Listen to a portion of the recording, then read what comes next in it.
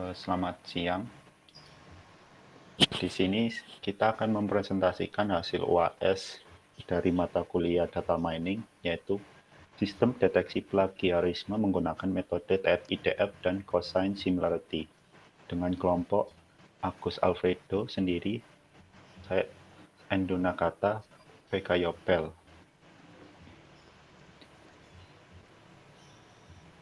Tujuan yang ingin dicapai dari pembuatan sistem ini adalah dapat mengukur tingkat plagiarisme dari sebuah judul jurnal dengan metode TF-IDF dan cosine similarity. Metode yang digunakan, yang pertama dilakukan pre-processing dulu. Setelah itu kita menghitung dengan menggunakan metode TF-IDF dan terakhir cosine similarity.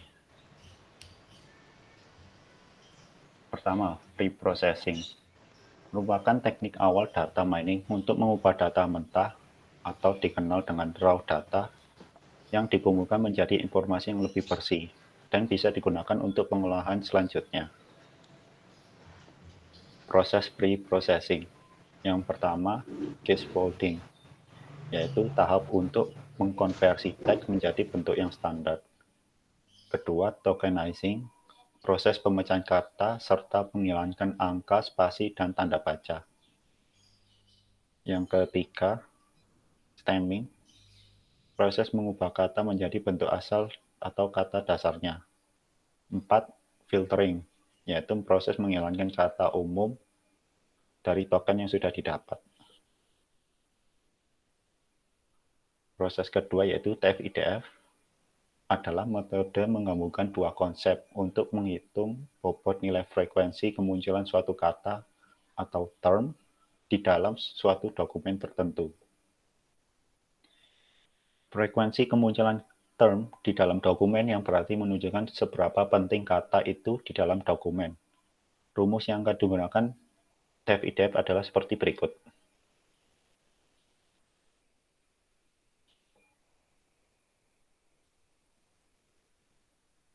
Selanjutnya akan dijelaskan oleh teman saya, Agus. Yang ketiga, cosine similarity. Cosine similarity adalah salah satu algoritma di dalam text mining yang berfungsi untuk mengklasifikasikan suatu dokumen atau teks.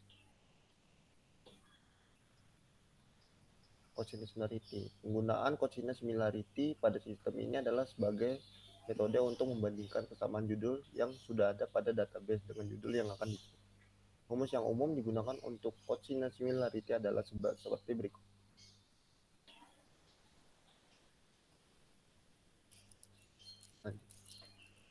Hasil pengujian. Berikut merupakan tampilan sistem saat menampilkan hasil dari proses pengecekan judul.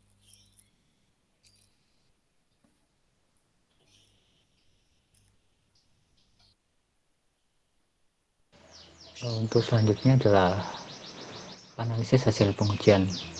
Pada hasil pengujian di atas terdapat total 3 judul yang digunakan sebagai data training, yaitu yang pertama, sistem pemesanan online guna meningkatkan pelayanan pelanggan pada UDSDK.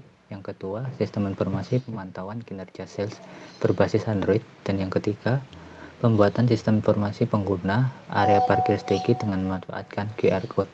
Dan untuk jurnal yang akan dicek yaitu ID dokumen key, yaitu sistem penunjang keputusan penentuan dosen pembimbing menggunakan algoritma naive Bayes studi kasus di Malang. Next.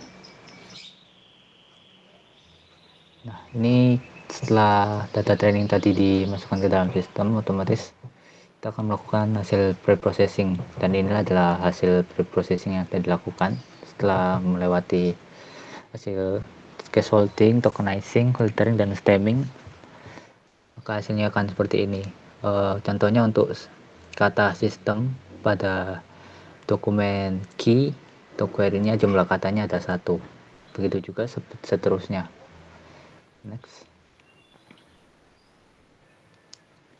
Nah, setelah sudah didapatkan hasil pre-processingnya, selanjutnya adalah perhitungan TF-IDF untuk menghitung bobot setiap kata yang ada.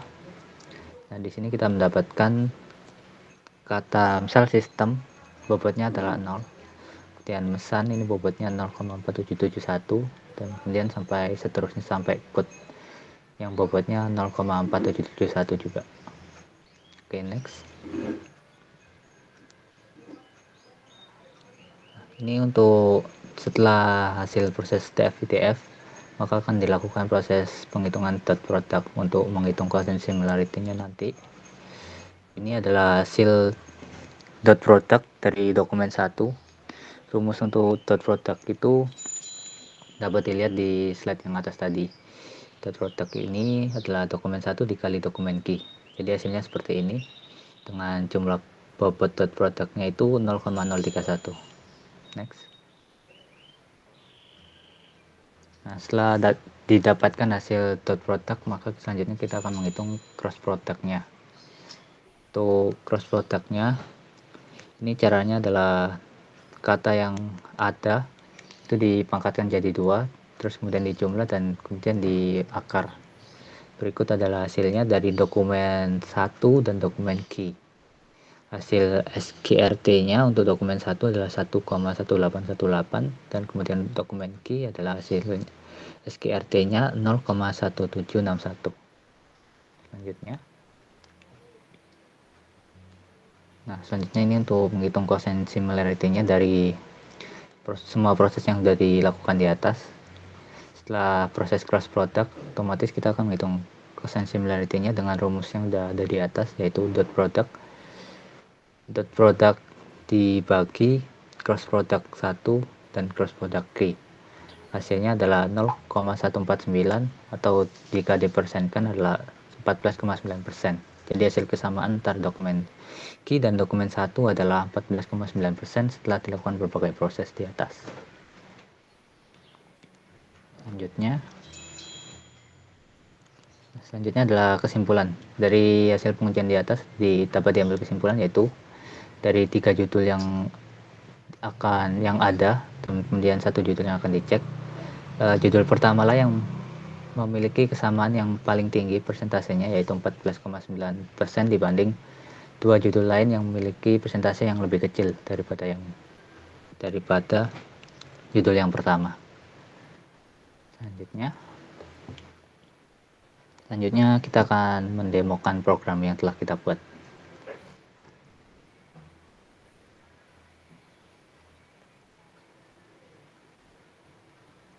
Ya, di sini ada halaman admin. Kita login terlebih dahulu. Di sini menu dashboard, menampilkan jumlah data training, terdapat 3 dan tokennya 28.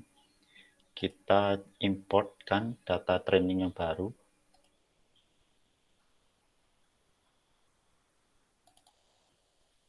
Import.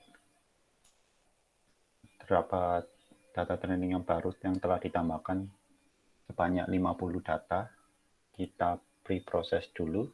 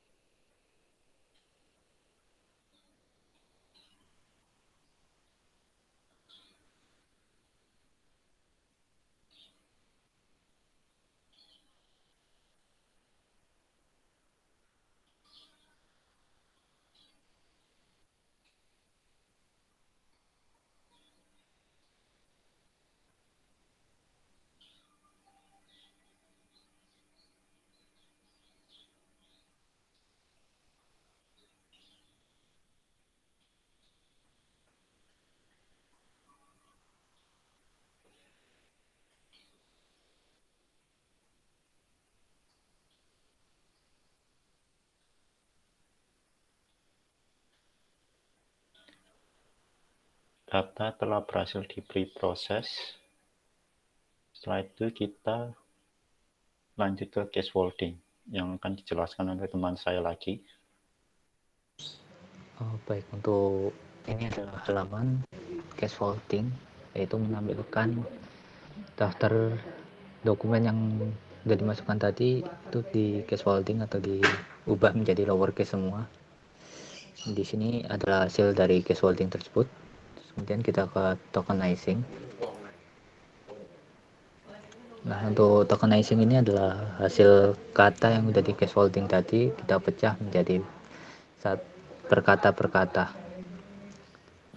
Dan kemudian selanjutnya kita ke filtering.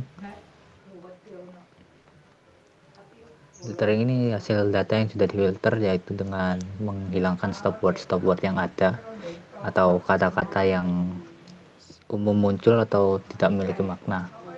Nah, itu di hasil daftar filteringnya akan muncul di sini. Dan kita ke stemming.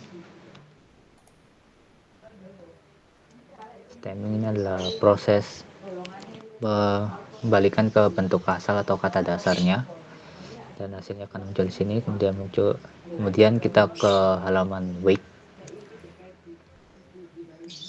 Weight ini adalah bobot dari kata itu sendiri setelah dilakukan proses TF-IDF, nanti akan muncul di sini bobot per katanya itu berapa. Selanjutnya kita ke constant similarity, ini untuk mengeceknya, akan dijelaskan oleh Andrew. Jadi kita akan mengecek judul, yaitu query-nya nanti. Ini kita masukkan, yaitu komparasi data mining naive Bayes dan neural network memprediksi masa studi mahasiswa S1. Kita cek.